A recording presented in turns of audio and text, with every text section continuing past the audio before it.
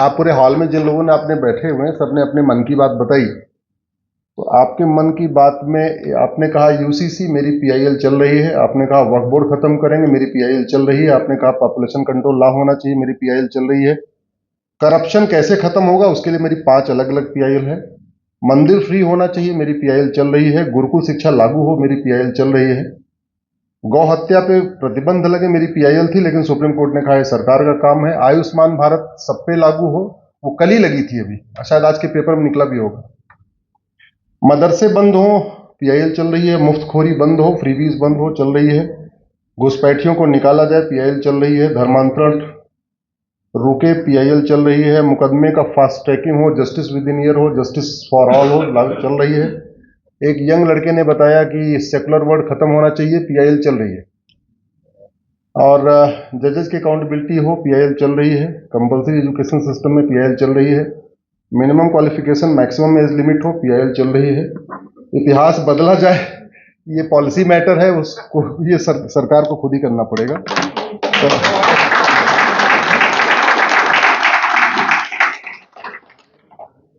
और कुछ बचा होगा तो बताएंगे तो जाके कर देंगे।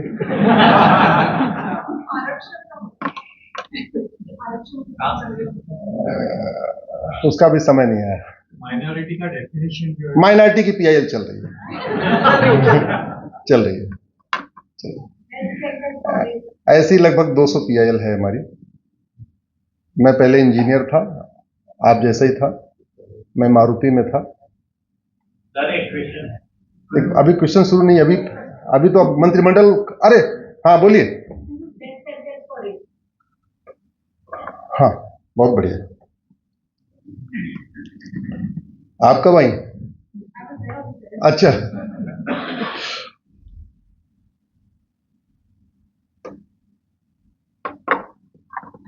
भारत में 80% हिंदू हैं और दुबई में मात्र 15% हिंदू हैं, यही है ना? तो दुबई, भारत में हिंदुओं के साथ जो होता है वो दुबई के हिंदुओं के साथ क्यों नहीं है? वहां तो मात्र 15% है। कभी आपने सुना दुबई में किसी ने पलायन किया हो हिंदू ने? ऊपर से भारत वाले हिंदू पलायन करके दुबई जा रहे हैं।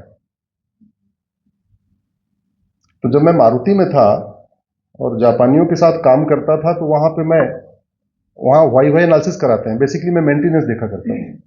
तो मेंटेनेंस में वहां पे अगर मशीन खराब हो गई तो आपको एक शीट भरनी पड़ती है, उसमें आपको 5W एनालिसिस करके रखना पड़ता है। तो मैं दिन भर तो वहां पे करता था, रात में आके घर पे जो अखबारों में प्रॉब्लम निकलती थी उसका वाई एनालिसिस करने लगा। 2-3 साल तक लगातार वाई एनालिसिस करने के बाद समझ में आया कि भारत की कोई भी समस्या वर्ल्ड वाइड नहीं है और भारत की कोई भी समस्या लाइलाज नहीं है।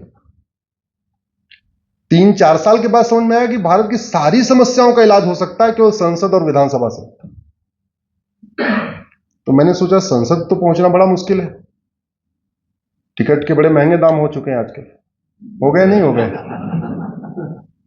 तो मैंने दूसरा रास्ता चुना कि चलो ला करते हैं और सुप्रीम कोर्ट चलते हैं। लकीली मुझे राम जेठमलानी जी मिल गए गुरु के रूप में, वकालत मैंने उनके साथ शुरू किया।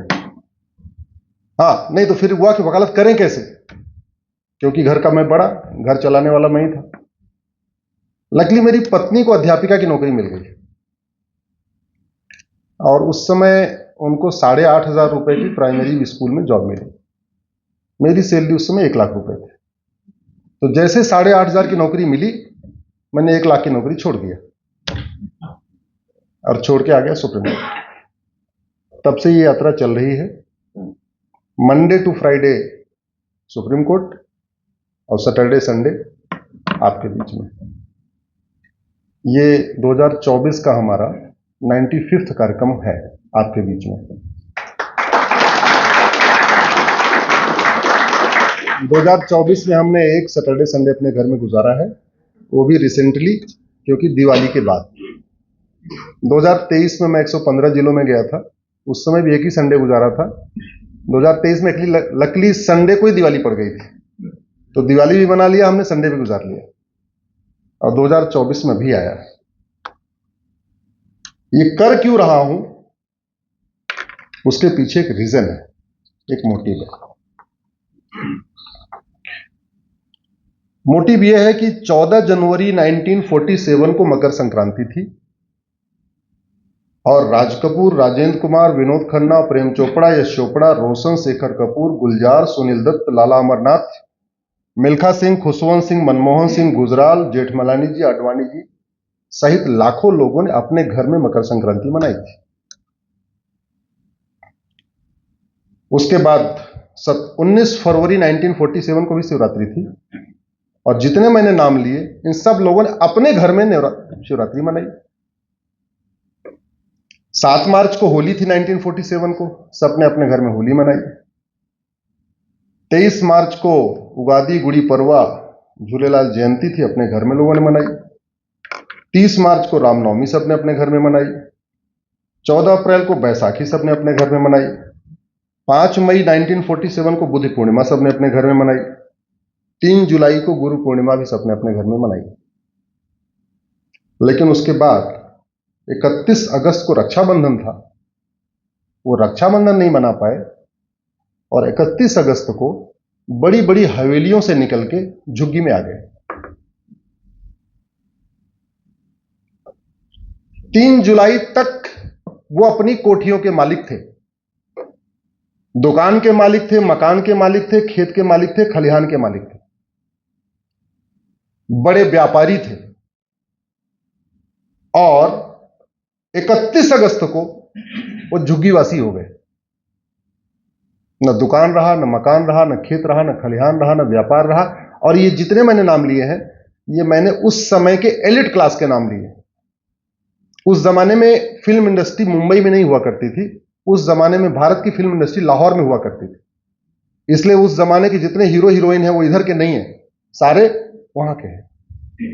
ये राज कपूर, यश चोपड़ा, प्रेम चोपड़ा, सुनील दत्त और जितने भी हैं, गुलजार, ये कोई भी इधर का नहीं, सब वहां के हैं। क्योंकि फिल्म इंडस्ट्री वहीं होती थी, फिल्में वहीं बनती थी, इधर बनती नहीं थी। हमारा जो भारत वुड था वो भारत वुड लाहौर में था, मुंबई में नहीं था। अब ये बॉलीवुड हो गया। इसीलिए मैं कोशिश कर रहा हूं कि चीजें बदलें, लेकिन हमारे अकेले के बदलने से बदलेंगी नहीं, सबको मिलकर प्रयास करना पड़ेगा, जैसे आज आप लोग सामूहिक रूप से कर रहे हैं। कोई भी बीमारी का इलाज तब होता है जब पहले बीमारी सबको पता हो जाए। दुर्भाग्यवश बीमारी भी सबको नहीं पता, इवन शहरों में नहीं सबको पता है। उसका 2-3 कारण है। जो एलिट क्लास है,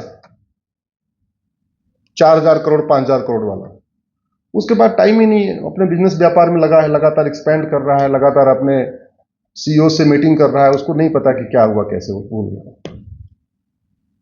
उसके बाद नीचे वाला जो है HIG जिसको कहते हैं, हायर इनकम ग्रुप, वो भी अपने काम में लगा हुआ है। 50 पेट्रोल पंप है, दिन भर उसकी रिपोर्टिंग लगनी है। 50 शॉपिंग मॉल है, उसकी रिपोर्टिंग करना, ये करना, वो करना, ये करना। अब बचा कौन? लोअर क्लास, उसके पास कर ही नहीं सकता, 12 घंटे की ड्यूटी करनी है उसको।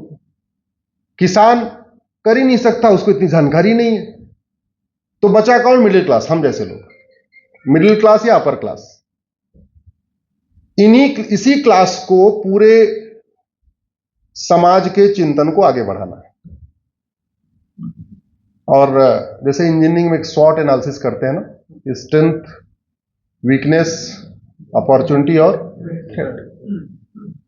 हम अपने कामधाम में तो स्वॉट एनालिसिस करते हैं, लेकिन अपने संस्कृति की स्वॉट एनालिसिस नहीं करते। हम अपने संस्कृति की या अपने देश की, अपने समाज की स्वॉट एनालिसिस नहीं करते। हम जो खतरे हैं उसकी वाइव एनालिसिस नहीं करते। बीमारी जहां से शुरू होती है, बीमारी वहीं से खत्म होती है। अगर आपके हाथ में गांठ आ गई है तो जब तक ऑपरेशन नहीं होगा वो बीमारी ठीक नहीं होगी। अगर भारत में कन्वर्ट किया गया तलवार के दम पे, तो जिस स्पीड से कन्वर्जन हुआ उस स्पीड से घर वापसी तभी होगी जब सरकार फिर कुछ ऐसी योजना लागू करे कि लोग अट्रैक्ट होकर घर वापसी करना शुरू कर दें। केवल समाज के दम पे नहीं होगा, बुरा ना माने अगर जो लोग यहां पे घर वापसी का काम कर रहे हैं।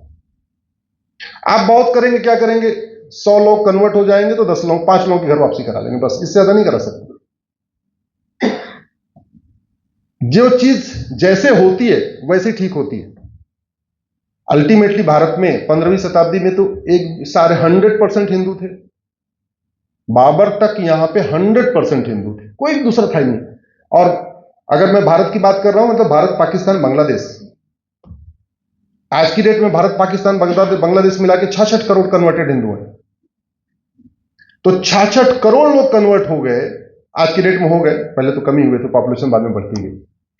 अगर हम चाहते हैं कि चलो 66 करोड़ तो छोड़ो, अगर भारत में कुछ लोग घर वापसी करें तो स्वाभाविक सी बात है कि वो समाज के दम पे नहीं हो सकता। समाज का सहयोग चाहिए, लेकिन शासन और सहयोग दोनों चाहिए।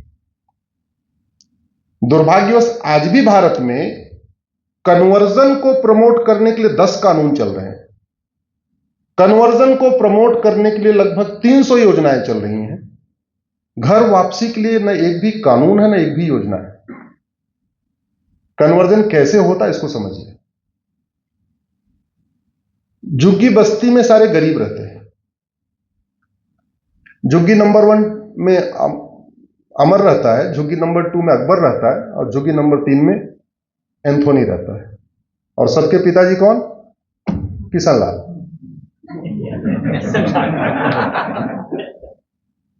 ठीक है। अब आप लोग बहुत सीरियस हो गए, इसलिए मैं थोड़ा सा आपको लाइट कर दूं। विषय भी बहुत सीरियस होने वाला है।